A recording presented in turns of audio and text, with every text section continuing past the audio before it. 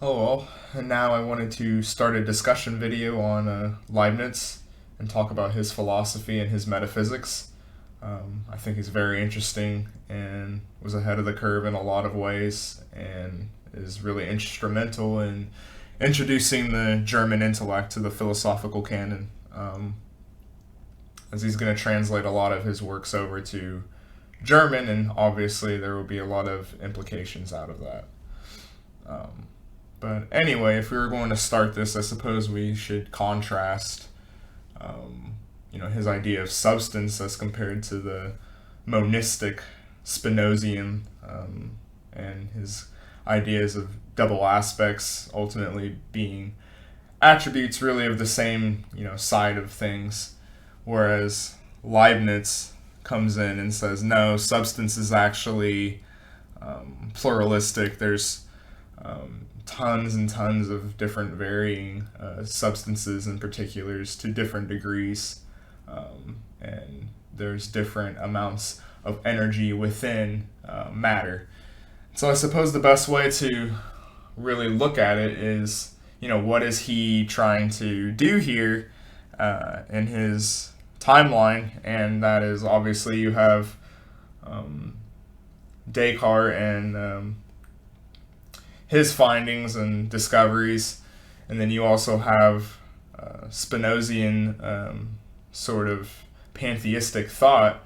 Well, Leibniz obviously wants to come in and try to introduce back towards the sort of scholastic and metaphysical tradition, and you can see a lot of Greek thought and obviously a lot of Aquinas inspired. Obviously, Scotus is another probably person you would notice inspired Leibniz a lot.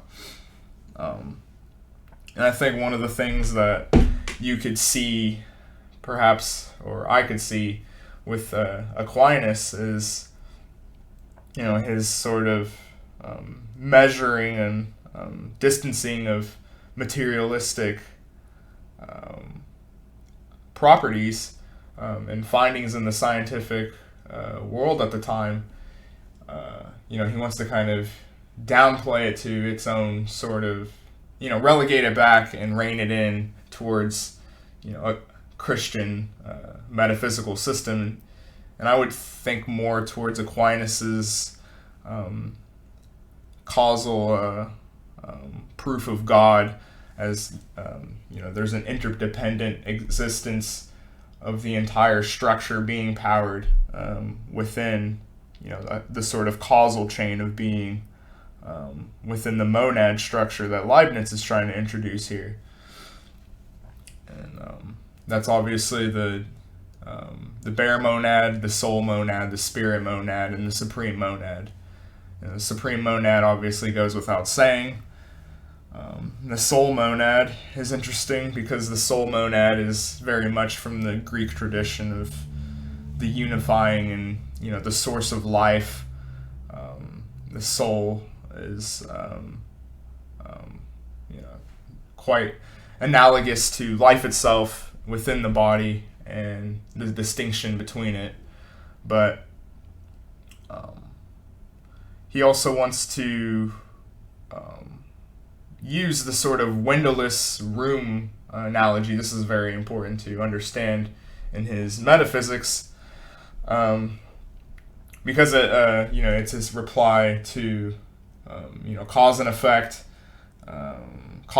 mechanisms between Descartes and the mind and body of different conscious structures coming to us, whereas with the monad in his system, the substance, the bare monad, the bare thing that makes up these spatial qualities, or matter in that sort of sense. It's a windowless room for him. It can't be penetrated by anything outside of that room, and so that's an interesting way of trying to answer cause and effect relationships. If there's a bare substance that can't be affected by some sort of outside force, then cause and effect really can't be explanatory for bare existence itself, which is how he is building his metaphysical system out of. And so another couple of more interesting ideas too to maybe take away from Leibniz is, in the monad system, he doesn't ever say there's reincarnation, but nonetheless, these monads, they never go away, he doesn't say that these monads are infinitesimal and can change, and so thus they can, reemerge somewhere as something different, and embodying these different spatial qualities. And, I think this is a interesting way of looking at reincarnation and the idea of, coming back as something else and reemerging somewhere else. I think it's pretty interesting, although he doesn't never really say that directly. But I do think that it's interesting to maybe look at, the monad, maybe necessarily as not, truthful in the, scientific, empirical sense, of course, but more as an ambitious idea. But more than that, the sort of understanding that there's a miniaturization of life itself, and everything within it is contained within the system. So no matter the size of it, it ultimately feeds back into this sort of metaphysical system and hierarchy of being. And so that's perhaps a way of looking at it as an ambitious idea to make use of realizing that the atom actually wasn't sufficient enough to explain this sort of bare substance of what being is made of. And I think Leibniz in that sort of context is very interesting and actually shows the sort of genius that he really was, in my mind at least. And another thing to perhaps look at is his legacy towards other beings outside of human beings and having the sympathies towards them. And I think you could draw the distinction, and although there is certain regimes that aren't really allowed to be shed in only a certain way, tend to have animal rights activism and a historical towards being ahead of the curve on being sympathetic towards other beings outside of human beings, that could go back towards this sort of German Christian metaphysical system built out of Leibniz himself. I think you can definitely draw that distinction here with how he sees animals and their sympathies as well.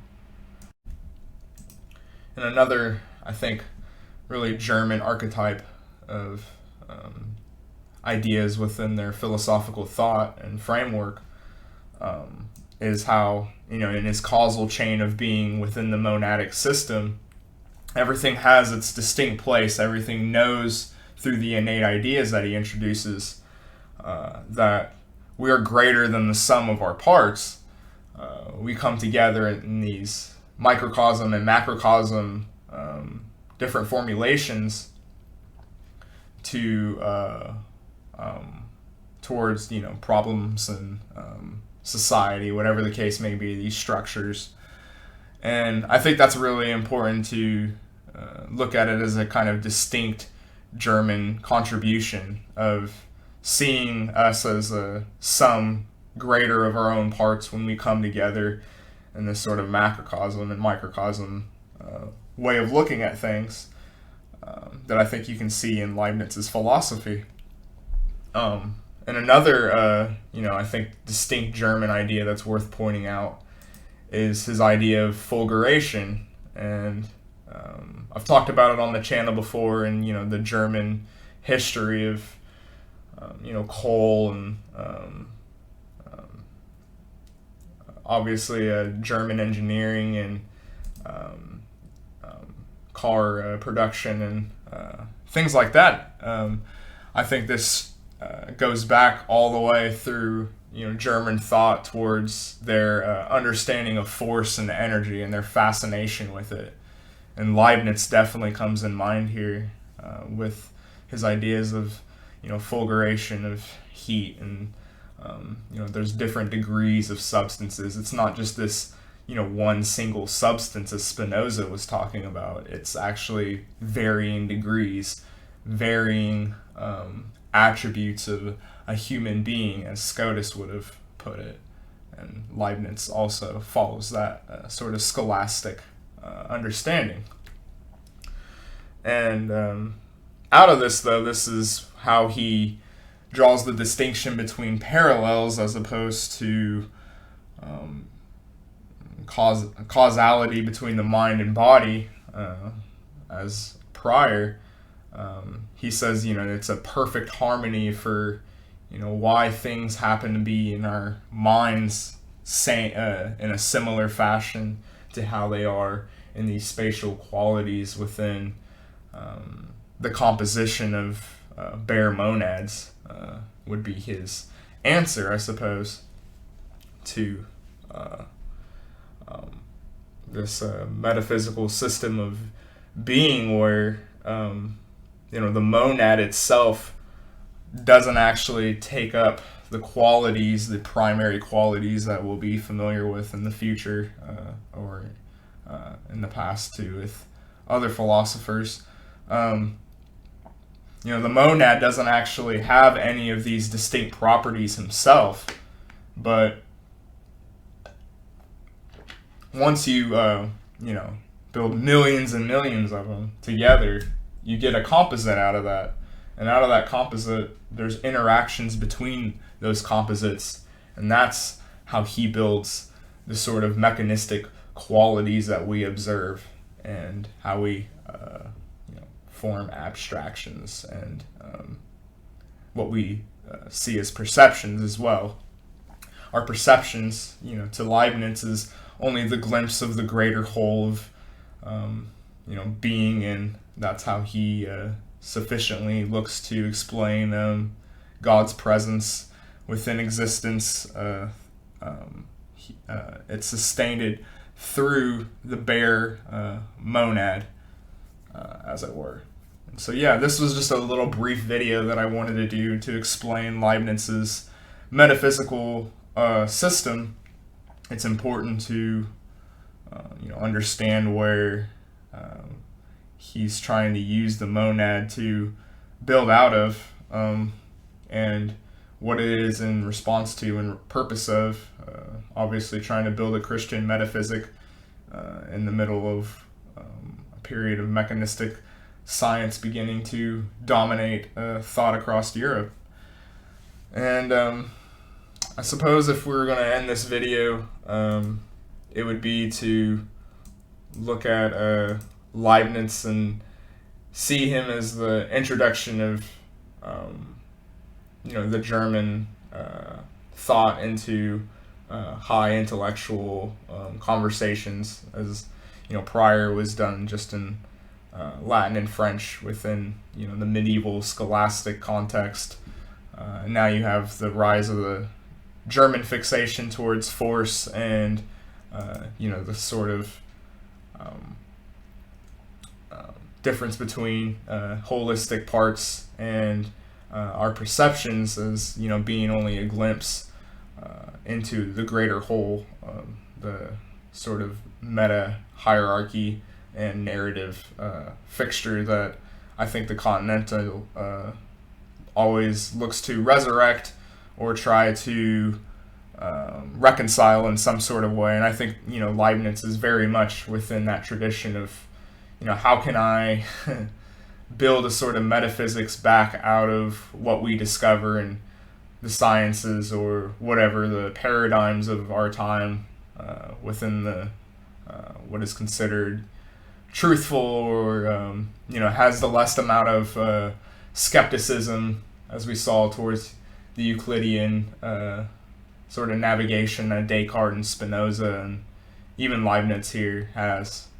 But this was just a little video to start talking about Leibniz, and the introduction of the German intellect towards philosophy. But yeah, thanks for watching, guys.